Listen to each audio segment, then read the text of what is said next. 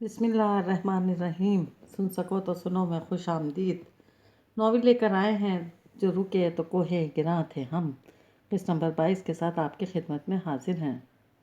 اگر آپ نے ابھی تک ہمارا چینل سبسکرائب نہیں کیا تو ہمارے چینل کو سبسکرائب کریں اور بیل آئیکن کو پریس کرنا مت بھولیے گا تاکہ آنے والی تمام اقساط آپ کو بر وقت ملتی رہیں۔ شکریہ۔ پٹواری غلام حسین کا جنازہ پڑھانے کے لیے مولوی سراج سرفراز کو گاؤں کی بڑی جناز گاہ میں ماسٹر کمال نے پہنچایا تھا۔ چودھری سردار پٹواری غلام حسین کا جنازہ پڑھنے کے لیے تشریف لا رہے تھے۔ تیار جنازہ چودھری صاحب کے انتظار میں رکھا تھا۔ پچھلے ہفتے گاما ماچھی مرا تھا۔ چودھری صاحب گاؤں ہی میں تھے پر نہیں آئے جنازے میں۔ مولوی سرفراز کے کان میں ادھر ادھر کھڑے بیٹھے لوگوں میں سے کسی کی آواز پڑی، آج تو صبح ہی اعلان ہو گیا کہ چودھری صاحب جنازے کے لیے آ رہے ہیں۔ پٹواری صاحب کا جنازہ ہے نا؟ آج تو چودھری صاحب کو آنا ہی تھا، کسی اور نے کہا۔ بڑے لوگوں کی بڑی باتیں۔ پٹواری صاحب چودھری صاحب کے کام کے بندے تھے۔ گاما ماچھی کیا دیتا تھا انہیں؟ تیسری آواز آئی، لا حول ولا۔ مولوی سرفراز تسبیح کے دانے گراتے ہوئے سوچ رہے تھے، میت سامنے رکھی ہے اور لوگ غیبتوں میں مشغول ہیں۔ اللہ شان جل کے غضب سے خوف نہیں آتا انہیں۔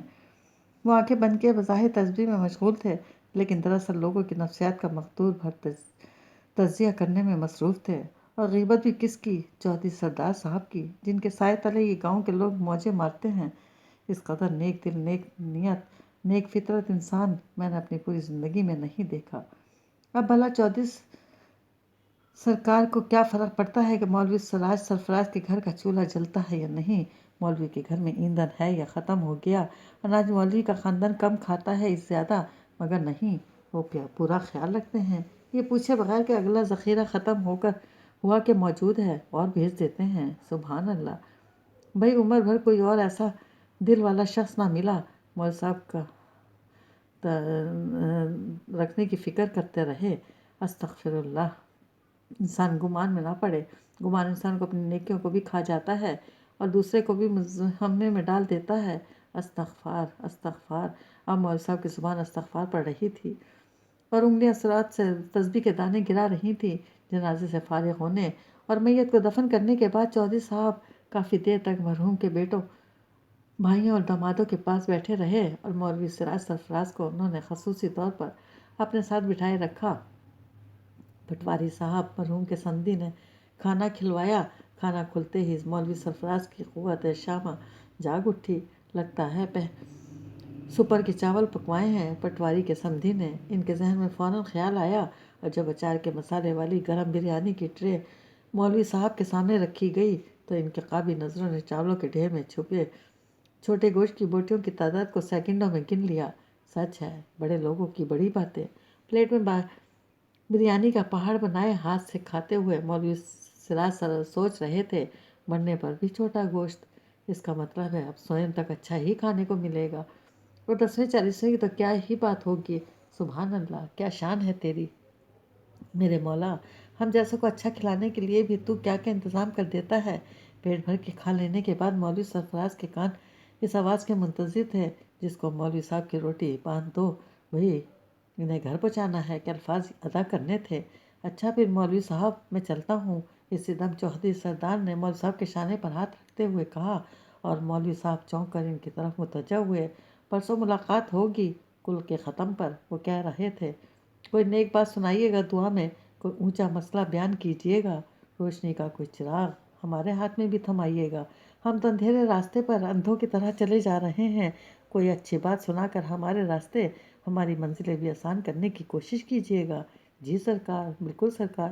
مولوی صاحب دونوں ہاتھوں سے سر پر بندھا صافہ درست کرتے عاجزی سے بولے، لو اب چودھری صاحب کی خاطر محنت کر کے آنا پڑے گا ختم کے لیے، رابعہ بی بی سے مدد لینی پڑے گی اور اس کی جلی بھنی نظروں کا بھی سامنا کرنا پڑے گا۔ ان کے دل میں خیال آ رہا تھا، کوئی چیز، کوئی سوغات چاہیے مولوی صاحب جی تو بتائیے۔ چودھری صاحب اٹھتے ہوئے بولے، کوئی بالن، کوئی اناج، کوئی پھل سبزی۔ انہوں نے مولوی صاحب کی جانب دیکھتے ہوئے کہا، اصل میں کھاری لاہور گیا ہوا ہے بی بی کے ساتھ، وہ ہوتا ہے تو میں بے فکر ہوتا ہوں، اس کا آپ کے پاس آنا جانا لگا رہتا ہے، اسے خبر ہوتی ہے کہ کب کیا پہنچانا ہے، باقی لڑکے تو لاپرواہ اور من موجی ہیں، اگر کوئی غفلت کر جائیں تو درگزر کر دیجیے گا۔ نہیں نہیں سرکار، مول صاحب نے ایک بار پھر صافہ سنبھالتے ہوئے کہا، سب موجود ہے، اللہ شان و جل کے فضل اور آپ کی عنایت سے سب موجود ہے۔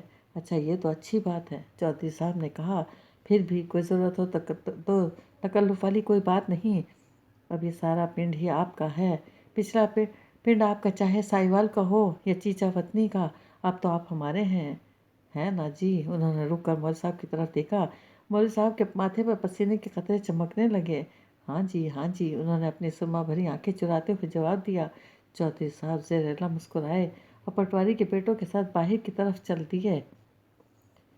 بات ہی پکڑ لی چودھری صاحب نے۔ مولوی صاحب نے صافے کے کنارے پسینے پہنچتے ہوئے سوچا اور درجیزہ نظروں سے اس کونے کی طرف دیکھنے لگے جہاں سلیم نائی دیگ سے چاول نکال کر ایک بڑے شوپر میں ڈال رہا تھا۔ شاباش او منڈیو، مولوی صاحب کی روٹی باندھ دو، مجھے انہیں گھر پہنچا کر ٹیوب ویل پر جانا ہے۔ ان کے کان میں ماسٹر کمال کی آواز آئی اور ان کا دل کھل اٹھا۔ میں آج کل ڈائٹنگ پر ہوں اور تم مجھے زبردستی پیزا کھلا رہی ہو۔ انہوں نے پیزا ٹاپنگ سے ہرے زیتون کے ٹکڑے اٹھا کر کھاتے ہوئے کہا اور جواب نہ ملنے پر ماہ نور کی طرف دیکھا جو بے دھیانی سے سامنے دیکھ رہی تھی۔ ہے ماہ نور، شاہبانو نے ہاتھ کی پانچوں انگلیاں پھیلا کر ماہ نور کی نظروں کے سامنے ہلائیں۔ کہاں گم ہو؟ ہوں، ماہ نور نے چونک کر اس کی طرف دیکھا۔ کہیں نہیں، ادھر ہی ہوں۔ اس نے اپنا دھیان پلیٹ میں رکھے پیزا کی طرف کرتے ہوئے کہا۔ ادھر تو نہیں ہو، شاہبانو نے کہا، اور یہ جو اب تمہاری عادت سی بن گئی ہے، جدھر تم ہوتی ہو وہاں دراصل ہوتی نہیں ہو۔ کیا مطلب؟ ماہ نور نے شاہبانو کی طرف دیکھا۔ مطلب تم غیر حاضر دماغی کا شکار ہوتی جا رہی ہو۔ اب اس کی وجہ کیا ہے یہ تو میں نہیں جانتی، مگر کوئی تو وجہ ہے۔ یہ محض تمہارا وہم ہے، ماہ نور نے سر جھٹک کر کہا۔ وہم نہیں، مجھے یقین ہے۔ شاہبانو کے لہجے میں یقین تھا۔ ماہ نور نے چونک کر اس کی طرف دیکھا۔ اب ہم اسلام آباد میں تھے، اس وقت کی بات تم کر سکتی ہو، اب تو ایسا نہیں ہے، ماہ نور نے سر جھکا کر کہا۔ جبکہ مجھے لگتا ہے اب تمہاری ذہنی کیفیت اس وقت سے زیادہ الجھی ہوئی ہے، شاہبانو نے لگی لپٹی رکھے بغیر کہا۔ تمہارا وہم ہے اور کچھ نہیں، ماہ نور نے شاہبانو کی طرف دیکھے بغیر کہا۔ لاشعوری طور پر اس کی انگلی ہاتھ میں پکڑے موبائل فون پر ایک ایسا نمبر ملا رہی تھی جس سے اسے جواب موصول ہونے کی کوئی امید نہیں تھی۔ جسٹ انجوائے دس پیزا، بس اس پیزا سے لطف اٹھاؤ۔ اگلے لمحے فون میز پر رکھ کر اس نے موضوع بدلنے کی شعوری کوشش کی۔ ماہ نور، میں نے اسلام آباد سے آنے کے بعد رائحانہ کا وہ گانا اتنی بار سنا ہے کہ مجھے ایک ایک لفظ یاد ہو گیا ہے اس کا۔ شاہبانو ماہ نور کے نرم انداز کو دیکھ کر ہنستے ہوئے بولی۔ اسی وقت ماہ نور کا ہاتھ لگنے سے کافی کا کپ میز پر الٹ گیا۔ اوہ آئی ایم سوری، ماہ نور نے بے ساختہ کہا۔ اوہ، تمہارا ہاتھ تو نہیں جلا؟ شاہبانو نے ٹیشو پیپر میز پر پھیلتی کافی پر رکھتے ہوئے کہا۔ نہیں، ماہ نور نے سر ہلا دیا۔ ہاں تو میں بتا رہی تھی کہ رائحانہ کا گانا۔ میز کی سطح صاف کرنے کے بعد شاہبانو نے کہا۔ اس کو چھوڑو، تم یہ بتاؤ کہ تم نے برونو مارس کو سنا ہے کبھی؟ ماہ نور نے اپنے موبائل پر میوزک فائلز نکال کر شاہبانو کی طرف سامنے رکھتے ہوئے کہا۔ اس کو سنو، یہ برونو مارس ہے، اس کا ایک ایک لفظ غور سے سنو۔ یہ تو میں کئی بار سن چکی ہوں، شاہبانو نے موبائل اسکرین کو دیکھتے ہوئے کہا۔ خاصا رومانٹک گانا ہے۔ خاصا نہیں، انتہائی رومانٹک۔ ماہ نور نے ہلکے سے مسکراتے ہوئے شاہبانو کی طرف دیکھا۔ سحر زدہ کر دینے کی حد تک رومانٹک، بہت ہی لکی ہو بھئی۔ برونو مارس کی محبوبہ جسے وہ یقین دلا رہا ہے کہ اس سے زیادہ خوبصورت لڑکی کوئی نہیں ہے، شاہبانو نے کہا۔ اگر کوئی لڑکا اس لڑکی کو برونو مارس کا یہ گانا خصوصی طور پر سنائے تو اس کا کیا مطلب ہو سکتا ہے؟ ماہ نور نے پوچھا۔ ہائے، شاہبانو نے مسکراتے ہوئے سر کرسی کی پشت سے ٹکایا۔ اس کا صرف ایک ہی مطلب ہو سکتا ہے، اور وہ یہ کہ وہ لڑکی بہت خوش قسمت ہے، اس نے بازو پھیلاتے ہوئے کہا۔ ماہ نور کے چہرے اور آنکھوں پر لمحہ بھر کے لیے چمک آئی، لیکن اگلے لمحے وہ بجھ گئی۔ ایسا ہونا مشکل ہے۔ کیوں مشکل؟ کیوں ہے؟ شاہبانو نے کہا۔ اگر کوئی اپنے جذبات کا اظہار کرنے کے لیے اس گانے کا سہارا لینا چاہتا ہے تو اس میں کیا مشکل ہے؟ اور اگر کوئی یوں ہی کسی کو یہ گانا یہ کہہ کر سنوائے کہ اس کا پسندیدہ ترین گانا ہے تو مطلب کوئی لڑکا اگر ایسا کرے تو؟ شاہبانو نے سوال کیا۔ ماہ نور نے اسبات میں سر ہلایا۔ تو پھر تو ظاہر ہے اپنا پسندیدہ گانا ہی سنوا رہا ہے، شاہبانو نے کہا۔ یا پھر لڑکی کو پٹانے کے لیے بہانہ بنا رہا ہے؟ شاہ بانو ہنسنے لگی۔ ایسا کیوں کرے گا؟ مانو نے بھول پن سے سوال کیا۔ تم خود سوچو، ایک لڑکا کسی لڑکی کو یہ کہہ کر یہ گانا سنوائے کہ میرا پسندیدہ ترین گانا ہے، تو لڑکیاں تو ہوتی ہی بیوقوف ہیں۔ اس لڑکی کے دل میں ضرور یہ خیال آئے گا کہ شاید یہ الفاظ اس کے لیے کہے گئے ہیں، اور وہ پھنس جائے گی ان لفظوں میں۔ مانو نے بمشکل شاہ بانو کی اس بات کو حلق سے اتارا۔ اچھا، پھر یہ بتاؤ کہ آمنہ اپنے لون پرنٹس کب لا رہی ہے مارکیٹ میں؟ پہلے ایگزیبیشن ہوگی یا یوں ہی ڈائریکٹ مارکیٹ میں آئے گی؟ اس نے تیزی سے موضوع بدلتے ہوئے کہا۔ گھر واپس آنے تک ماہنور کا جذباتی دل کافی حد تک ٹھکانے پر آ چکا تھا۔ گھر واپس آ کر اس نے بیگ سے موبائل فون نکال کر اپنے سامنے کی دیوار کی طرف اچھال دیا۔ فون دیوار سے ٹکرا کر فرش پر گرا۔ اس کا کور 2 حصوں میں تقسیم ہوا اور بیٹری دور جا پڑی۔ ماہنور نے فون کی طرف دیکھے بغیر اپنے جوتے اور موزے اتار کر کمرے کے دوسرے کونے کی طرف اچھال دیے اور بیڈ پر لیٹ کر آنکھوں پر بازو رکھ لیا۔ آپ نے دیکھا، ہر طرف خزاں چھا گئی ہے، سارہ نے ناشتہ کرتے ہوئے سیمی آنٹی سے کہا۔ چائے کی پیالیوں کو میں دودھ انڈیلتے ہوئے سیمی آنٹی نے ہاتھ روک کر سارہ کی طرف دیکھا۔ پچھلے 2 سال سے ہم یہاں رہ رہے ہیں اور 2 سالوں میں 2 دفعہ یہ وقت آیا ہے۔ تم نے اب نوٹ کیا؟ انہوں نے پوچھا۔ اچھا، سارہ نے پوچھ کھاتے ہوئے لاپرواہی سے کہا۔ پتہ نہیں، شاید پہلے بھی ایسا موسم آیا ہو، مجھے تو ابھی پتہ چلا۔ سیمی آنٹی نے کہا اور دوبارہ سے پیالیوں میں دودھ انڈیلنے لگیں۔ اچھی بات ہے جو تمہیں ابھی پتہ چلا۔ یہ تو بہت اچھی بات ہے کہ تمہیں پتہ چل رہا ہے، آپ کا کچھ پتہ نہیں چلتا، سارہ نے دلیے کا پیالہ میز پر رکھتے ہوئے کہا۔ اگر میں ٹھیک نہیں ہوں تو آپ ناخوش رہتی ہیں، ذرا بہتر ہو جاؤں تو بھی ناخوش، اگر کسی چیز کے ہونے یا نہ ہونے سے مجھے کوئی فرق نہ پڑے تب بھی آپ ناخوش، اور اگر پڑنے لگے تو بھی ناخوش۔ یہ بتائیں، اب آپ کو میری ذمہ داری کھلنے لگی ہے یا کیا؟ سیمی آنٹی سارہ کے سوال پر کچھ دیر سے خاموشی سے دیکھتی رہیں، پھر انہیں نظریں کھڑکی سے باہر پھیلے ہوئے منظر پر ٹکائیں۔ کیوں؟ اب خاموش کیوں ہو گئیں؟ سارہ نے چپتے ہوئے لہجے میں کہا۔ جواب کیوں نہیں دے رہی؟ تمہیں لگتا ہے میں تمہاری ذمہ داری سے تنگ آ گئی ہوں؟ انہوں نے نظریں واپس سارہ کی طرف ٹکا کر پوچھا۔ اگر تمہیں ایسا لگتا ہے تو ٹھیک ہے، تمہارے لیے کسی اور کا بندوبست کر دیتے ہیں اور میں یہاں سے رخصت ہو جاتی ہوں۔ سارہ کا دل اچھل کر حلق میں آ گیا۔ سیمی آنٹی کی جگہ کوئی اور، اس نے تصور کرنے کی کوشش کی اور اس کے دل نے اس کی سرگوشی میں ہلنے پر مجبور کر دیا۔ تم جانتی ہو مجھے زندگی میں کیا چاہیے؟ سیمی آنٹی نے پوچھا۔ اس عمر میں جو اب میری ہے، انہوں نے خود اپنی طرف اشارہ کیا۔ ان حالات میں جو میرے ہیں، سارہ نے ان کے لہجے کی سختی کی تاب نہ لاتے ہوئے اپنا چہرہ دوسری طرف موڑ لیا۔ میرا اس ملک میں کون ہے؟ سیمی آنٹی نے بازو پھیلاتے ہوئے کہا۔ اس ملک میں میرا کیا ہے؟ انہوں نے سارہ کی طرف دیکھا۔ ایک ایسی عورت جس نے اپنا بچپن اور لڑکپن ایک سرد ملک کے سرد جذبات والے لوگوں کے ساتھ ایک یتیم خانے میں گزارا، بڑی ہوئی تو وہ یتیم خانے سے بھاگی، تعلیم اور ہنر کی کمی کی وجہ سے سڑکوں سے کوڑا چننے کے کام پر مامور ہو گئی، قصبہ قصبہ پھرتی، سرکس پارٹی کا حصہ بن کر بینڈ بجانا سیکھنے لگی، اور پھر ایک اجنبی ملک کے اجنبی شخص کے اظہار محبت سے متاثر ہو کر اسے اپنا سب کچھ جانتے ہوئے اس سے بہار رچا بیٹھی۔ ایک گھر، ایک خاندان سے متعلق ہو جانے کا نرم گرم تصور لیے سرد فضا چھوڑ کر اجنبی ملک کی گرم ہوائیں کھانے یہاں آ گئی۔ انہوں نے ہوا میں کہیں اشارہ کیا۔ یہاں جہاں ایسی بہویں قبول کی جاتی ہیں، نہ سینے سے لگائی جاتی ہیں۔ سو وہ عورت بھی دھتکاری گئی اور کئی سال کی خدمت چاکری کے بعد گھر سے نکالی بھی گئی۔ وہ ایک، انہوں نے انگلی سے اشارہ کرتے ہوئے کہا، سنگل دل میں جینے ناکام رہی۔ سارہ نے کرسی پر بیٹھے بیٹھے پہلو بدلا۔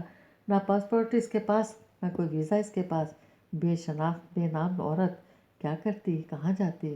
انہوں نے جیسے سارہ سے سوال کیا۔ بھلا ہو خان محمد کا، جس نے اسے اپنے سرکس میں ملازمت دے دی، بینڈ بجانا تو وہ بھول چکی تھی، ہاں جانوروں کا راتب تیار کرنا اور انسانوں کے لیے کھانے پکانا اسے آ گیا تھا۔ سو رزق کا یہ وسیلہ بھی بنا لو اور سر چھپانے کا ذریعہ بھی۔ اس کے بعد کیا ہوا؟ کیا ہوتا رہا؟ سارہ نے ہاتھ اٹھا کر سیمی آنٹی کی بات کاٹتے ہوئے کہا۔ مجھے سب معلوم ہے، پھر بھی؟ سیمی آنٹی نے اچنبھے سے اس کی طرف دیکھا۔ پھر بھی کہتی ہو کہ میں تمہاری ذمہ داری سے تنگ آ گئی ہوں۔ نہیں نہیں، میں نہیں کہتی۔ سارا نے اپنے بکھرے بال سمیٹ کر جوڑا بنانے کی کوشش کرتے ہوئے کہا۔ اس کوشش میں اس کے بازوؤں کے پٹھے تھوڑی ہی دیر میں تھک گئے اور اپنی کوشش میں ناکام ہوتے ہوئے اس نے بالوں کو ایسے ہی چھوڑ دیا۔ سیمی آنٹی کو اس کی اس کوشش کو بغور دیکھ رہی تھی۔ لیکن تمہارے سامنے ابھی لمبی زندگی پڑی ہے۔ انہوں نے کچھ اور کہنے کا ارادہ ملتوی کرتے ہوئے بات بدلی۔ سوچو، اگر تمہارے لیے یہ سب انتظامات کرنے والا تنگ پڑ گیا تو کیا کرو گی؟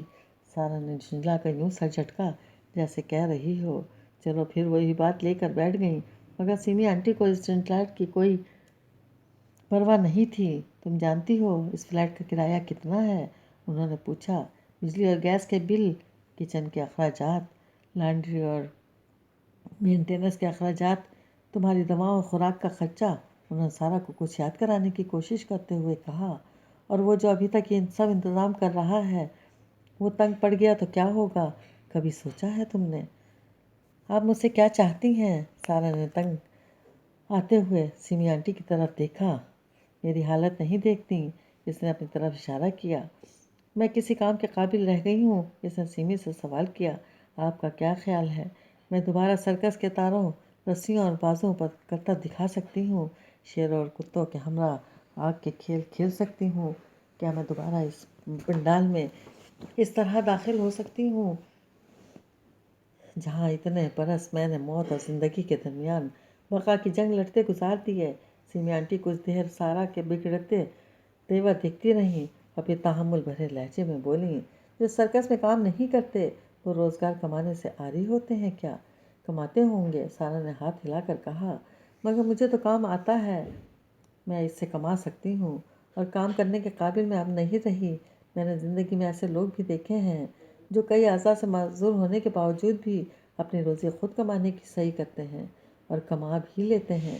ٹانگوں سے معذور، ہاتھوں سے معذور، آنکھوں اور زبان سے معذور، کانوں سے معذور، کئی ایسے بھی جو معذور جسم کو فرش پر گھسیٹ کر ایک جگہ سے دوسری جگہ منتقل ہوتے ہیں مگر اپنا رزق خود کما رہے ہیں۔ سیمی آنٹی سارا کی کسی بھی دلیل سے متاثر نہ ہوئیں۔ بھی خیرات مانگنے والوں کا ذکر کر رہی ہیں، سارا نے استہزائی انداز میں کہا۔ وہ معذور جو اپنے ادھورے اعضاء پر پٹیاں باندھے راستوں بازاروں اور سڑکوں کے کناروں پر پڑے اپنی بے بسی کو مظلومیت کا نشان بنائے دوسروں کے ہاتھوں اور جیبوں سے اپنے لیے سکے اور روپے نکلوا رہے ہوتے ہیں، تو یہ کیا ہے؟ سیمی آنٹی نے میز پر ہاتھ مار کر کہا۔ کیا یہ خیرات نہیں جو تم انجوائے کر رہی ہو؟ سارا نے چونک کر سیمی آنٹی کی طرف یوں دیکھا جیسے اسے اپنی سماعت پر یقین نہ آیا ہو۔ تمہیں اندازہ ہے یہ کیا ہے جو سات سلطان تمہاری مد میں خرچ کر رہا ہے؟ سیمی آنٹی نے اس کی آنکھوں کے سامنے ہاتھ نچاتے ہوئے سوال کیا۔ یہ خیرات، زکوٰۃ ہے کہ صدقہ ہے؟ سارا کافی کا دل ایک دم اپنے معمول سے تیز رفتار میں دھڑکنے لگا۔ اگر یہ چیریٹی ہے تو بھی صدقہ خیرات ہے سارا خان، سیمی آنٹی نے اپنے الفاظ کی برہنگی اور کاٹ کی پرواہ نہ کرتے ہوئے کہا، کھلے عام نہ صحیح، ڈھکے چھپے ہی صحیح، یوں کہ دینے والے ہاتھ کو بھی خبر ہو، دوسرا ہاتھ بے خبر رہے، یہ وہ بھی ہو جو بھی ہو تو بھی ہے تو صدقہ اور خیرات ہی نا۔ انہوں نے سارا کو خوش فہمیوں کے جہاں سے ایک بار میں باہر نکالتے ہوئے کہا۔ سوچو سارا خان، انہوں نے سارا کا ہاتھ ہلایا، کب تک صدقے اور خیرات پر زندگی گزارو گی؟ تمہارے اعضاء تمہاری کیا گواہی دیں گے جب وہ مالک کے حضور حاضر ہوں گے؟ سارا پھٹی آنکھوں سے سیمی آنٹی کی طرف دیکھ رہی تھی۔ سات سلطان تمہارا کچھ نہیں لگتا، اس نے کوئی چیریٹی ہوم بھی نہیں کھول رکھا۔ سیمی آنٹی نے اس کے کسی بھی رد عمل کی پرواہ نہ کرتے ہوئے اپنی بات جاری رکھی۔ وہ تمہاری معذوری کا احساس کر کے تمہاری مدد کرتا ہے، مگر اپنی بے شمار دولت سے تمہاری مدد کی مد میں جانے والے پیسوں کو وہ کس کھاتے میں شمار کرتا ہے؟ کبھی تم نے اس سے پوچھا؟ وہ دم لینے کو رکیں۔ کبھی یہ سوچا کہ وہ اس سے ہاتھ کھینچ لے تو کسی بھی مشقت کا عادی نہ رہ جانے والا تمہارا جسم تمہارا کتنا اور کیسے ساتھ دے گا؟ سوچو، اگر ساتھ کو بھی کچھ ہو گیا تو تمہارے پرسان حال کون ہوگا؟ چپ کر جائیں سیمی آنٹی، سارا نے برداشت جواب دے جانے پر چلا کر کہا۔ مجھے کوسیں، مجھے ڈانٹیں، مستقبل کے ڈراؤنے روپ دکھائیں، لیکن ساتھ کے لیے ایسی بات مت کریں۔ محض مجھے ڈرانے کے لیے آپ اس کے لیے ایسے الفاظ کیوں بول رہی ہیں؟ میں تمہیں صرف یہ بتانا چاہتی ہوں کہ اس دنیا میں انسانوں کے ساتھ کچھ بھی ہو سکتا ہے، اگلے پل کی بھی کوئی ضمانت نہیں ہے، اس لیے اپنے لیے خود سوچو، خود کوشش کرو۔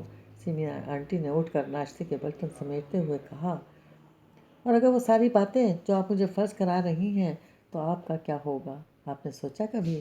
سارا نے الٹا وار کرتے ہوئے کہا، اور یہ جو آپ ساتھ کی وجہ سے یہاں اتنے مزے کی زندگی گزار رہی ہیں، اگر وہ ڈراؤنا مستقبل آ گیا جو آپ مجھے دکھا رہی ہیں تو آپ کیا کریں گی؟ کہاں جائیں گی؟ کیا یہ سب آپ کو خیرات نہیں مل رہا؟ ہوں؟ سیمی نے ہاتھ روک کر سارا کی طرف دیکھا اور سر جھٹکا۔ ایک پل بھی ادھر نہ رہتی اگر کہ خیرات ہوتا یہ سب کچھ، کیوں آپ کے لیے کچھ کیوں نہیں؟ سارا نے سر اٹھا کر کہا، میں یہاں تمہاری خدمت پر مامور ہوں، جس کا معاوضہ یہ چھت اور 3 وقت کی روٹی ہے۔ میں کروشیا بنتی ہوں اور قصبے میں ہینڈی کرافٹ شاپ والے کے پاس رکھواتی ہوں۔ مجھے اپنے کام کے اچھے دام مل جاتے ہیں، جن سے میں اپنی باقی ضرورتیں پوری کر لیتی ہوں۔ 3 سوٹ، 2 سویٹر، 2 جوڑی جوتے اور کچھ دوائیں، میری ضرورتیں بس اتنی ہی ہیں جن کے لیے میں اپنے ہاتھ سے محنت کرتی ہوں۔ سیمی آنٹی نے اپنے ہاتھ بلند کرتے ہوئے کہا۔ سارا نے سیمی آنٹی کے ہوا میں بلند ہاتھوں کی طرف دیکھا، مضبوط ساخت کے حامل ان ہاتھوں کی جلد سخت تھی، انگلیوں کی گراہوں پر سیاہ نشان تھے، ہاتھوں کی جلد کی رنگت پیلاہٹ کا شکار ہو رہی تھی۔ وہ ہاتھ مجموعی طور پر سخت محنتی ہاتھ ہونے کا تاثر دے رہے تھے۔ ان ہاتھوں کو دیکھتے ہوئے سارا کو گزرے وقت کے کچھ مناظر یاد آنے لگے۔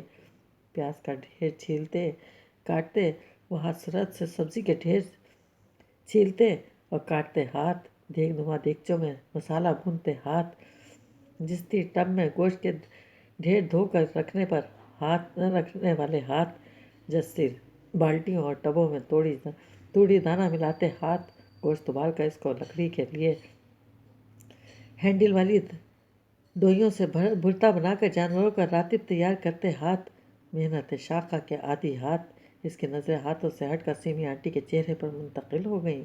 وقت کی گردشوں کے باقی رہ جانے والے آثار کی جھلک دکھاتا چہرہ، چہرے کی رنگت جو اس نے کبھی سفید اور گلابی دیکھی تھی، زرد اور گندمی ہو رہی تھی۔ آنکھوں کے گرد سیاہ حلقے تھے اور گالوں پر بھورے رنگ کے نشان، ماتھے پر بڑھتی عمر کی لکیریں، بالوں میں سفیدی اتر چلی تھی۔ چہرے سے پھسل کر اس کی نگاہیں سیمی آنٹی کی گردن پر آ کر ٹک گئیں۔ گردن کی جلد ڈھلکنے لگی تھی اور چہرہ جھکانے پر اکٹھی ہو جاتی تھی۔ گلے میں سلور کی ایک لمبی چین تھی جو ان کے چشمے کو اپنی گرفت میں لے کر اسے سینے تک لٹکائے رکھتی تھی۔ سارا نے سیمی آنٹی کو اس وقت بھی دیکھا تھا جب ان کی عمر 34-35 برس کے قریب تھی، اور جب ادھیڑ عمری میں تھیں وقت کتنا سرک چکا تھا، اور وقت نے ان کے چہرے کے نقوش اور ان کے جسمانی دم خم پر کیسا اثر چھوڑا تھا۔ یہ وقت جو تم پر ہے یہ بھی گزر جانا ہے سارا خان، اور ایک وقت وہ آنے والا ہے جب تم سیمی آنٹی کی طرح اب والی عمر کو پہنچ جاؤ گی۔ اس کے ذہن میں ایک دم خیال آیا، اس وقت تمہارے چہرے کے نقوش بھی اس طرح بدل چکے ہوں گے، اور تمہارا جسم، اس نے خود پر نظر ڈالی جو ابھی کمزوری اور معذوری کا شکار ہے، اس کی کیا شکل ہوگی؟ اس نے تصور کرنے کی کوشش کی اور اس کا دل خوف سے لرز اٹھا۔ میرے لیے ایک ویل چیئر منگوا لیں سیمی آنٹی، اس نے خود کو کہتے سنا۔ یہ جو سلمان ہے اس کی تو زندگی بڑی عذاب ہے بھائی، بیچارہ ہر وقت کسی نہ کسی جلدی میں رہتا ہے۔ چوکی دار کے پاس اسٹول رکھ کر بیٹھے کھاری کے ذہن میں خیال آیا، لگتا ہے ہر ویلے اسے کسی نے بھاگ دوڑ پر ہی ڈالی ہوتی ہے۔ گاڑی چلاتا ہے تو لگتا ہے سڑک کو سامنے دیکھ بھی رہا ہے، نہیں بھی دیکھ رہا۔ اس نے گھاس کے چھوٹے سے خطے پر مشین پھیرتے مالی کو دیکھتے ہوئے سوچا، نرم ہری گھاس کے کٹنے پر ایک مخصوص سی باس ساری فضا میں پھیلی تھی۔ اس بیچارے کا ذہن ہر ویلے کسی اور طرف کی سوچ رہا ہوتا ہے، کتنی مشکل میں ہے اس کی جان۔ اس نے سر جھٹکا اور مالی کی طرف دیکھنے لگا۔ وہ کٹی ہوئی گھاس مشین کے آگے لگے ڈبے سے نکال کے ایک سائڈ پر الٹا رہا تھا۔ ہری ہری نم گھاس کی ڈھیری سے بھی باس اٹھ رہی تھی۔ اب یہ گھاس جان میں ہے، اس واسطے رنگ بھی دے رہی ہے اور باس بھی۔ رات تک باسی ہو جائے گی، کل سویرے تک رنگ بدلے گی، سوکھنے لگے گی اور پھر سڑ کر سوا تنکا ہو جائے گی۔ وہ سوچنے لگا، بندہ چارہ بھی اسی طرح ہوتا ہے، بنیادیں اکھاڑ بندہ اور گھاس میں کوئی فرق نہیں رہ جاتا۔ اس کے ذہن میں عجیب و غریب سوچیں خود بخود آئی چلی جا رہی تھیں۔ مولوی صاحب بیچاروں کی طرح اسے ایک نیا خیال سوجا۔ مولوی صاحب، یہ تو لگتا ہے بنیادیں اکھڑ گئے ہیں، اسی واسطے نہ ان کا رنگ ہے نہ ہی ان کی کوئی باز ہے۔ جیسے میں خود اس کی نظریں گھاس کے اس خطے پر رکی جس کی گھاس تازہ تازہ ترشی گئی تھی۔ میں خود بھی تو بنیاد اکھڑا بندہ ہوں۔ مولوی جی کو تو خود شاید خبر ہو کہ اس کی بنیاد کدھر ہے، مجھ کو تو یہ بھی نہیں پتا۔ مالی اب جھاڑو سے گھاس میں رہ جانے والی کٹے پھوس اور تنکے اکٹھا کر رہے تھے۔ دیکھا، یوں اکٹھے کر کے پھینکے جاتے ہیں بنیاد اکھڑے لوگ۔ اس کو خیال آیا، یا پھر ساری زندگی ہوا نال کبھی ادھر کبھی ادھر اڑتے پھرتے رہتے ہیں مولوی جی کی طرح، اور کبھی کوئی اللہ کا پیارا بندہ چھتر چھاؤں ڈال دیتا ہے ان پر، جیسے میں پر ہوتا تو بنیادیں اکھاڑنا ہی ہے نا۔ اور اس کو دیکھو، اس نے گھاس کے صاف ستھرے خطے کو دیکھا۔ آج لگتا ہے جیسے شہر کا کوئی باؤ حمام سے نویں شیو کرا کر آیا ہو۔ شاید اس نے لاشعوری طور پر خود کو خوش کرنے کی کوشش کی تھی۔ اسی وقت ایک خاتون نے گھر کے باہر سے گیٹ کے اندر سر گھسا کر جھانکا۔ سگریٹ کے کش لگاتا چوکیدار ایک دم کھڑا ہو گیا۔ مہنور گھر پر ہے؟ سفید بالوں اور گوری رنگت والی اس خاتون نے نرم لہجے میں پوچھا۔ نہیں بیگم صاحب، نور بی بی آج شیخو پورا گئی ہیں اپنے کام سے، چوکیدار نے مؤدب انداز میں کہا۔ اور فائزہ؟ خاتون نے کہا۔ وہ ابھی کالج سے واپس نہیں آئیں۔ اچھا، خاتون نے کچھ سوچتے ہوئے سر ہلایا۔ آپ آؤ بیگم صاحب، گاؤں والے مہمان ادھر ہی ہیں، چوکیدار نے گیٹ کھولتے ہوئے کہا۔ کھاری نے دلچسپی سے خاتون کی طرف دیکھا۔ سفید شلوار پر سرمئی پھولوں والی سفید قمیص پہنے، دوپٹہ گلے میں ڈالے، سفید پیروں میں دو پٹی کی چپل پہنے، سفید گلابی نرم ہاتھوں والی وہ خاتون کھاری کو ایک دم سے بہت بھا گئی۔ نہیں بھائی، میں چلتی ہوں، مہنور آئے تو اس سے کہنا ختیجہ خالہ پیار دے رہی تھی، انہوں نے کہا، اور واپس مڑ کر خود سے کچھ فاصلے پر کھڑی اپنی جیسی خود سے عمر میں تھوڑی کم دوسری خاتون سے کچھ کہنے لگیں۔ واہ بھئی، شہر کی تو مائیاں بھی انگریزی بولتی ہیں، کھاری نے سوچا، اس خاتون سے مرعوب ہوا۔ آج شام کی ڈیوٹی پوری کر کے چلیں گے لیبرٹی، انڈا برگر کھائیں گے، چوکیدار نے کھاری کی طرف دیکھتے ہوئے کہا۔ کھا لیا انڈا برگر میں نے، یار تسی لوگ کیسے کھاتے ہو؟ کھاری نے جواب دیا۔ روٹیوں پر سبزیوں تے پنیر سجا کر دکان والے ہوٹل والے شہر کے لوگوں کے سامنے رکھیں تو 2,000 کی 2 روٹیاں راضی خوشی لیتے ہیں، اور انگریزی بولتے ایک برقی لقمے گاجروں کھیروں ٹماٹروں کے سلاد میں مسالے ملا کر بیچنے والوں سے 500 روپے کے ڈبے خریدتے ہو اور کہتے ہو سلاد کھا کے پیٹ بھر گیا۔ بلے بھائی بلے، تہاڈی خوراکاں مجھے اور کیا چیز نہ کھلانے لے کر جانا، میرا تو منہ کا ذائقہ بھی خراب ہو گیا جب سے ادھر آیا ہوں۔ چوکیدار نے زور سے قہقہ لگایا اور تمسخرانے والے انداز میں بولا۔ پزا کہتے ہیں اس کو کھاری صاحب، اور شہر میں جو سلاد والے ہوٹل ہوتے ہیں وہ پتہ نہیں کتنی مہنگی چیزیں ڈالتے ہیں سلاد میں، جب جا کر اتنا مہنگا بکتا ہے۔ مجھے کیا بتا رہے ہو؟ پزا تے سلاد، کھاری نے ہاتھ ہلایا۔ ہمارے چودھری صاحب کے مہمانوں کے لیے ایسی ساری چیزیں شہر سے جاتی ہیں، ادھر خانسامے بشیر کو بھی آتا ہے سارا کچھ بنانا۔ ادھر کیا کچن ہے جو کچن کے ہمارے فارم ہاؤس کا ہے؟ میں ہر شے کا نام جانتا ہوں پر ذائقہ نہیں چکھا کبھی، اس واسطے کہ ادھر چکھوں تو پوری چوری ہوتی ہے، پر ادھر تو چودھرائن نے دھکے نہ ساریاں چیزاں کھلائیں، جو بچ جاتا ہے لپیٹ کے لے آتی ہیں۔ کھاری کھا لے گا، رضیہ کھا لے گی۔ نہ بھائی، اس نے ہاتھ ہلایا، بڑی ہو گئی ہمارے ساتھ، اب تو ہم گھر میں جو ہانڈی پکتی ہے وہی کھائیں گے، زیتون کے تیل میں پکواتی ہیں بیگم صاحب، چوکیدار نے اسے ڈرایا۔ کھاری نے منہ بناتے ہوئے چوکیدار کو دیکھا۔ کوئی بات نہیں، چھان میں آٹا ملا کر روٹی پکواتی ہیں، چھان زیادہ آٹا کم ہوتا ہے، اوئے ہوئے ان کو تو پھر شوگر ہوگی، کھاری نے پریشان ہوتے ہوئے کہا۔ وہ مجھے نہیں پتا، چوکیدار نے کہا، پر اپنا مجھے پتا ہے، میں ادھر کی روٹی سالن نہیں کھا سکتا۔ بھنڈیاں، کریلے اور پالک، کدو، ٹنڈے اچھے لگتے ہیں، دیسی घी में पके हुए। खारी ने पूछा। चौकीदार ने इस बात में सर हिलाया। बस फिर तो मेरे पास फार्म हाउस ज़रूर आना, मैं तुम्हें सब कुछ खिलाऊंगा। खारी ने इन मानूस जायकों का तस्वुर में ज़ुबान पर महसूस करके खुश होते हुए कहा। चौकीदार खारी के बोलपन और छोटी छोटी बातों पर खुश हो जाने की आदत पर अक्सर हंसा करता था। चल फिर तुझे झूलों पर लेकर जाता हूँ, जल्लो पार्क के। इसने हंसते हुए खारी को छेड़ा। ना बाबा, खारी ने कानों को हाथ लगाया। देख ले, सारे झूले, सारे पार्क, सारे होटल, सारी दुकानें। अब तो भाई हमने वापस जाना है। दिल इधर उदास हो गया है, अब वापस चलें। अभी तो नहीं जाना, बड़ी बीवी ने चौकीदार ने इसे डराया। अभी तो चौधरी साहब के मामू के बेटे की शादी अटेंड करनी है उन्होंने, फिर जाएंगी वापस। मैं तो फिर चले जाना, खारी ने सर झटक कर कहा। मेरे सबक भी पीछे रह जाएंगे, अब मैं और नहीं रहना। ड्राइवर परसों आया था ना, कह रहा था 3 भैंसें बीमार हो गई हैं, पट्ठों को मुंह नहीं लगाती मेरे बगैर। मैं हूँ चौधरी साहब को कह देना मुझे ले जाएं साथ जब वो आएंगे इधर उधर। चौकीदार खारी की नाराज़ी और घबराहट देखकर फिर से हंसने लगा। इसने साफ नीले आसमान पर उड़ते परिंदों को देखा। शाम होने पर परिंदे अपने घरों को वापस जा रहे थे। परिंदों की इस उड़ान में भी एक खास तरतीब थी। एक परिंदा सबसे आगे, फिर 3-3 की 2 कतारें और आखिर में फिर एक परिंदा। इसे तरतीब में दिलचस्प महसूस हुई। अल्लाह मियाँ ने परिंदों को भी ये समझ दी है कि शाम हो जाए तो घरों को वापस जाना है। इसने सोचा, दिन भर ये कहाँ रहते हैं, और अगर ये अपने बच्चों के लिए खुराक इकट्ठी करके लौटते हैं तो वो खुराक कहाँ छुपाते हैं। वापसी पर इनके पर खुले होते हैं और दूसरी तो कोई जगह नज़र नहीं आती जहाँ खुराक रखी जा सके। इसने एक ऐसी बात सोची जिसका जवाब इसके जहन ने नहीं दिया। पता नहीं इसने खुद को बताया, और छत की मुंडेर से ज़रा सा सर निकाल कर नीचे देखा। दूर दूर तक खेतों में तैयार गंदम की सुनहरी बालियाँ सर उठाए खड़ी थीं।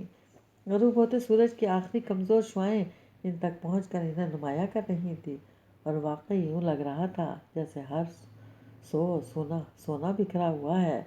इसने खेतों में काम करने वाले किसानों को देखा जो तैयार फसलों को देख देख कर यकीनन खुश थे। पिछले कई महीनों की मेहनत रंग लाई खड़ी थी, लेकिन अभी भी इस फसल को रूपों में बदलने तक कई मरहले बाकी थे। फसल की कुटाई, गंदम की सफाई, बारदाने का हसूल और फिर मंडी तक इसकी तफसील। आड़तियों से सर खपानी, फिर कहीं जाकर जिन्स को नकद में बदलना था, और इस नकद को आरज़ू और ज़रूरतों की ख़रीदारी में सर्फ होना था। हर बंदा अपना अपना काम करता ही सस्ता है। इसने नीचे खड़े किसी शख्स का ध्यान खुद पर पड़ते महसूस करके सर नीचे कर लिया। अब जो काम अब्बा जी करते हैं वो भी कोई और नहीं कर सकता। इसे ना जाने क्यों अपने बाप का ख्याल आया, जैसे हमेशा इसने ताज़ा वज़ू करते पाक साफ लिबास पहनकर मस्जिद की खिदमत में मसरूफ़ दिखा था। वो मस्जिद की सफाई खुद करने की कोशिश करते थे, सफ़ेद सीधी करके बिछाते थे, लोगों को नमाज की तरफ बुलाने के लिए 5 वक्त अज़ान देते थे, और फिर अपने पीछे खड़े नमाजियों की तादाद की परवाह किए बगैर इमामत पर खड़े हो जाते। नमाज से फारिग होने के बाद सुबह शाम लोगों के बच्चों को कुरान पाक पढ़ना सिखाते। बरसों से एक सा मामूल, एक सी दिन रात। अब्बा जी बीमार पड़ते तो भी अपना फ़र्ज़ पूरा करते, चाहे इसे पूरा करने के बाद अगली अजान तक चारपाई पर पड़े बेचैनी से करवटें बदलते वक्त गुजरना पड़ता, लेकिन अगली नमाज के वक्त फिर से खड़े हो जाते। अब्बा जी को इस मामूल के अलावा इसने कभी किसी दूसरे काम में मशगूल नहीं देखा था। क्या ये काम है, इसने सोचा, क्या ये ज़रिया रोज़गार है? एक और सवाल, इसमें हाथों की मेहनत तो शामिल नहीं और शायद जिस्म की मशक्क़त भी नहीं है। फिर ये कैसा काम है जिसकी तनख्वाह भी मिलती है, और जब से इस गांव में आए हैं इसके अवज़ कई दूसरी सहूलतें भी मिली थी। साथ ही कुलसूम का जहन अब कुछ ऐसी बातें सोचने लगा था जिससे उसे खुद भी पता चलता था कि वो एक लापरवाह, बेनियाज और खिलंडी बच्ची नहीं रही थी। लेकिन इसके साथ एक बड़ा मसला ये था कि अपने जहन में आए ये सवाल किसी से पूछ नहीं सकती थी। घर में इसे सवालों के जवाब लेने के लिए अम्मा मैसर थी, और घर से बाहर मिस। मगर इसने महसूस किया था कि अम्मा इसके सवालों से तंग भी होती थी और झिड़कियाँ भी देती थीं। इनके ख्याल में सादिया को अपनी पढ़ाई के सिवा किसी बात से गज़ नहीं होनी चाहिए थी, और मिस से सिलेबस से मुतालिक, किताबों के मुताबिक सवाल तो कर सकती थी, मगर ये सवाल करने में झिझक आड़े आ जाती। इसे मिस से डर लगता था, और अपनी हम जमात लड़कियों से अपनी हंसी उड़ाने का भी ख्याल रहता था। रहे अब्बा जी तो वो एक تو وہ کم گو تھے، دوسرا گھر میں ابا جی گھر سے باہر مولوی صاحب تھے۔ دونوں درجے بہت بلند تھے، سر اٹھا کر انہیں دیکھنے اور سوال کرنے کی ہمت نہیں ہوتی تھی۔ اوپر سے وہ ذرا سی بات پر سخت پکڑ ہو جانے کی سنوائیاں گھر کے اندر بھی دیتے تھے، اور مسجد کے لاؤڈ سپیکر پر خطبے کے دوران ہوا کی لہروں کے دوش پر بکھرتی ان کی آواز بھی یہی کام کر رہی ہوتی تھی۔ ایک انجان طاقت کی پکڑ کا خوف ساتھی کے لاشعور میں سختی سے جاں گزین ہو چکا تھا، جبھی تو وہ اپنی حدود سے باہر نکلنے کا تصور نہیں کر سکتی تھی، اور ذہن میں اٹھتے سوالوں کو وہ حدود سے نکل جانے کے خیال سے ذہن و دل میں ہی چھپائے رکھتی تھی۔ مگر نہ جانے کیوں ایسا کرنے سے اس کے ذہن اور دل ہر روز ایک نئے بوجھل پن کا شکار ہوتے چلے جا رہے تھے۔ اپنی محدود زندگی سے باہر کی چیزیں اسے متاثر کرتی، دعوت نظارہ دیتی، اور ان کے بارے میں وہ معلومات حاصل کرنے کو سماعت بے چین محسوس ہوتی، مگر اس کا سر نفی میں ہل جاتا اور زبان ہائے گناہ ہوگا راگ ولاپتی رہتی۔ مگر یہ گناہ تو اب کا چکر کیا ہے، گناہ اور ثواب کا چکر کیا ہے؟ وہ یہ سوال بھی پوچھنا چاہتی تھی۔ انسان کی حدود کیا ہیں؟ گناہ کہاں سے شروع ہوتا ہے؟ ثواب کا منبع کیا ہے؟ مگر اسے ان سوالوں کا جواب نہ اس کا اپنا ذہن دے پاتا تھا، نہ اس کی کتابیں، اور تیسرا کوئی ذریعہ نہ تھا۔ ہم نے کل اپنے بوگن کی فلمیں دیکھیں، ہائے کیا غضب کی اداکاری کرتی ہے۔ اجے دیوگن تو کچھ بھی نہیں، شاہ رخ کے آگے اور کوئی اور ہیرو مجھے نہیں اچھا لگتا۔ عامر خان سے شاہ رخ کا کیا مقابلہ؟ اس کی فلمیں تو میری امی بھی انتظار کرتی ہیں۔ ہمارا کیبل والا بھی بڑا اچھا ہے، امی سے فون کر کے کہیں کہ عامر خان کی فلم لگا دو تو اسی دن لگا دیتا ہے۔ انڈیا کے اداکاروں سے اچھا تو ہمایوں سعید ہے، ہائے کتنا اسمارٹ اور ہینڈسم ہے۔ میرا جو کزن ہے نا مجتبیٰ، اس کی شکل ہمایوں سعید سے ملتی ہے۔ ہمارے ہمسایوں کا بیٹا شان سے ملا تھا، اس کے ساتھ تصویریں کھنچوا کر آیا تھا۔ ہمسایوں کا بیٹا تو وہی والا جس کی بہن تمہاری سہیلی ہے، اور تمہیں رقعے بھی لکھتی ہے۔ چلو بکواس نہ کرو، وہ کیوں مجھے رقعے لکھے گی؟ چلو وہ نہ صحیح اس کا بھائی لکھتا ہوگا، کہہ کے مسکراہٹیں، ہاتھ پر ہاتھ مارنے کی آوازیں۔ سارا دن وہ اسکول میں اسی قسم کی باتیں اور سرگوشیاں اپنے ارد گرد سنتی۔ جن لوگوں کا اس گفتگو میں ذکر ہوتا تھا ان کے چہروں سے واقف نہیں تھی، مگر ان کے ناموں سے اس کا کان اس لیے مانوس ہو چکے تھے کیونکہ وہ کثرت سے اس کے ارد گرد لیے جاتے تھے۔ اسکول سے چھٹی کے بعد ٹانگے میں بیٹھ کر ٹانگے کی باقی لڑکیوں کے انتظار کے دوران اس کی آنکھوں کے کئی نظارے کرتی، گول گپوں، چاٹ، کلفی، چورن، مکئی کے دانے، نان، ٹکی، آلو کے چپس والوں کی ریڑھیوں کے قریب کھڑے لڑکوں اور اسکول سے نکلنے والی لڑکیوں کے درمیان نظروں، مسکراہٹوں اور سرگوشیوں کے تبادلے، ایک مٹھی سے دوسری مٹھی میں منتقل ہونے والے رخوں کے تبادلے، موٹر سائیکل کی پچھلی سیٹ پر بیٹھ کر گھر جاتی لڑکیوں کے بارے میں دوسری لڑکیوں کے قیافے، یہ اس کا بھائی تو نہیں کزن ہے، یہ اس کا کچھ نہیں لگتا، بے شرم اس کے ساتھ کہیں گھومنے گئی ہے، اس کے ماما پاپا کو پتہ نہیں چلتا، گھر میں کہتی ہے پریکٹیکل ہو رہے ہیں، مس دیر سے چھٹی دیتی ہیں، وہ جو ویڈیو والے کی دکان کے آگے کھڑی ہے اس کا ویڈیو والے لڑکے سے چکر ہے، گھر میں کمپیوٹر بھی ہے اور اس کے پاس موبائل فون بھی ہے، وہ یہ ساری بہنیں ہی ایسی ہیں۔ اس کی بہن رکشے والے کے ساتھ بھاگ گئی تھی 2 سال پہلے۔ اس کے ارد گرد گفتگو جاری رہتی اور ساتھ دنیا کے رنگ ڈھنگ سے موافقت حاصل کرتی جاتی۔ اس کے سامنے 2 راہیں ہوتی، یا تو اس گفتگو سے متعلق اپنے تجسس کے ہاتھوں مجبور ہو کر اس کا حصہ بن جائے، یا اپنے گناہ ثواب کے سبق دل میں دہراتی رہے، مگر وہ ان تمام دونوں راستوں کے درمیان کھڑی خود کو تنہا پاتی۔ اس کے قدم دونوں طرف باری باری اٹھتے اور پھر انکار میں ہلتے سر کے اشاروں پر واپس اپنی جگہ پر آ جاتے۔ چودھری سردار نے جو بے فارم ساتھیوں کو اپنے اثر و رسوخ سے بنوا کر دیا تھا، اس میں اس کے 9ویں جماعت کے طالبہ ہونے کے حساب سے اندازاً اس کی عمر 14 سال لکھوائی تھی۔ چودھری صاحب جانتے تھے کہ آپا رابعہ نے سعدیہ کو 8.5 سال کی عمر میں پہلی بار اسکول میں داخل کروایا تھا، اور قصبے سے گاؤں تبادلے اور یہاں آ کر دوبارہ اسکول میں داخلے کے دوران اس کا 1 سال مارا بھی کیا تھا۔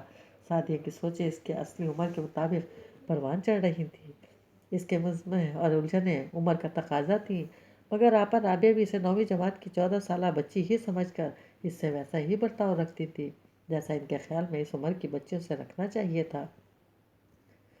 میرے ساتھ کی لڑکیوں نے چاہے کچھ بھی دیکھ رکھا ہو، فارم ہاؤس تو صرف میں نے ہی دیکھا ہے۔ یہ اپنے ذہن میں اٹھتے سوالوں سے چھٹکارا حاصل کرنے کے لیے سعدیہ کو تصور کی ایک ہی پناہ گاہ میسر تھی، سو وہ اس میں پناہ لے لیتی اور اس فارم ہاؤس کا کمرہ دوبارہ سے گھومتی۔ ہائے ہائے، شام پڑ گئی اور فزکس کا سبق ابھی یاد کرنا ہے۔ یہ شام بھی وہ پڑھتے پڑھتے پہلے اپنے سوالوں میں کھوئی اور پھر سے نجات حاصل کرنے کے لیے فارم ہاؤس کی یادوں میں۔ جب فضا میں ابھرتی مغرب کی نماز کے لیے ابا جی کی اذان کی آواز اس کے کانوں میں سے ٹکرائی، اس نے چونک کر اپنے ارد گرد بکھری کتابیں سمیٹنا شروع کر دیں۔